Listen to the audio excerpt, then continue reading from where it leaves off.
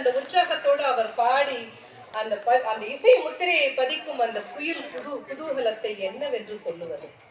எத்தனை எத்தனை பாடல்கள் அவருடைய குரலில் நாம் என்றென்றும் கேட்டு மகிழ்ந்து கொண்டிருக்கின்றோம்.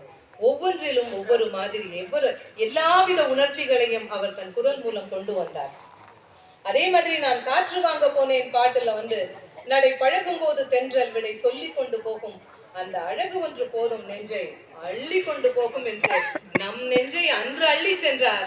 இன்று வரை நமக்கு அதை திருப்பி தரவே இல்லை. அவர் காதல் பாடல்களில் அவர் குரலில் கெஞ்சலும் கரும்பும் குறும்பும் பாவமும் போதையும். அதே அவருடைய குரலில் சந்தோஷ கீதம் கேட்டால் நம் நெஞ்சுக்குள் சிறகுகள் உயர்த்தி சந்திரமண்டலம் தாண்டி சிலிர்க்குமே அந்த அழகை என்னவென்று சொல்வது. இசையால் வசமாக இதயம் இது என்று பாடிய போது இந்த இறைச்சல் சூழல் உள்ள இந்த இயந்திர வாழ்க்கையில் இருந்து நமக்கு 3 நிமிட விடுதலை முழுதாய் கிடைக்க செய்தாரே, அதுதான் அந்த குரலின் ஆனந்தம். 2 மனம் வேண்டும் பாடலில் நிற்கும் கண்ணீர் துளிகளும், யாருக்காக பாடலில் காட்டும் சோக கம்பீரமும், 6 மனமே 6 என்ற பாடலில் அவர் ஏற்றிச் செல்லும் விவேகானந்த தீபமும், மணப்பாற மாடு கட்டி என்னடி ராக்கமா என்ற போன்ற பாடல்களில் அவர் செய்த கிராம மண் வாசனையும், வீடு வரை விரவு போனால் போகட்டும் போடா மனிதன் நினைப்பதுண்டு வாழ்வு நினைக்கும் என்ற பாடல்களில் கவி அரசரின் நிலையாமை தத்துவத்தை அந்த புவி சிலிர்க்க அரைந்து சொன்ன அருமையும் பெருமையும். கண்ணதாசனுக்கே கூட 2 பாடல் பாடியிருக்கிறார்.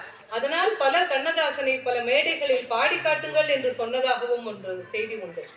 சோதனை மேல் சோதனை, உன்னை சொல்லி குற்றமில்லை, 1000 பார்வையிலே போன்ற பாடல்கள் தமிழை பிழிந்து சோகத்தை சொன்ன அந்த காவிய தரமும், யாரை நம்பி நான் பிறந்தேன் பாடலில் உங்களால் அவரால் ஏற்பட்ட அந்த முதுமை வைராக்கியமும், நான் ஆணையிட்டால் என்ற பாடலில் அவர் காட்டிய சத்திய ஆவேசத்துடன் வீசிய சாட்டை தமிழும், அச்சம் என்பது மடமையடா என்ற பாட்டில் அவர் ஏற்றிய குதிரை ஏற்றமும் வாழ்வீற்றும், பாடலின் ஆரம்பமாகட்டும் அல்லது நடுவில் ஆகட்டும், இவையெல்லாம் ஏன் நான் பேச நினைப்பதெல்லாம் நீ பேச வேண்டும் என்ற பாடத்தில் என்று அந்த கூட அவ்வளவு அழகா அவர் சொல்லுவாரே, அதுதானே அந்த குரலின் சௌந்தர்யம்.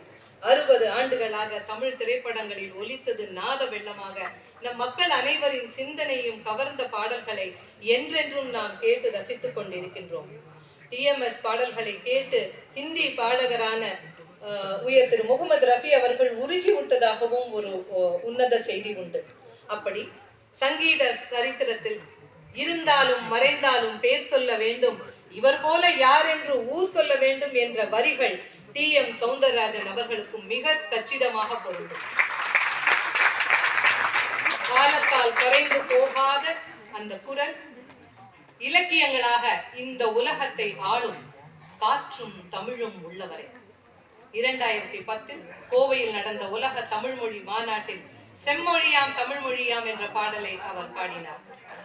தமிழக அரசின் கலைமாமணி விருது, வாழ்நாள் சாதனையாளர் விருது, கௌரவ டாக்டர் பட்டம், மதுரை காமராஜர் பல்கலைக்கழகத்தின் தமிழ் செம்மல் உள்ளிட்ட பல விருதுகளை பெற்றிருக்கிறார். மத்திய அரசின் பத்மஸ்ரீ விருதை 2003ஆம் ஆண்டு பெற்றார்.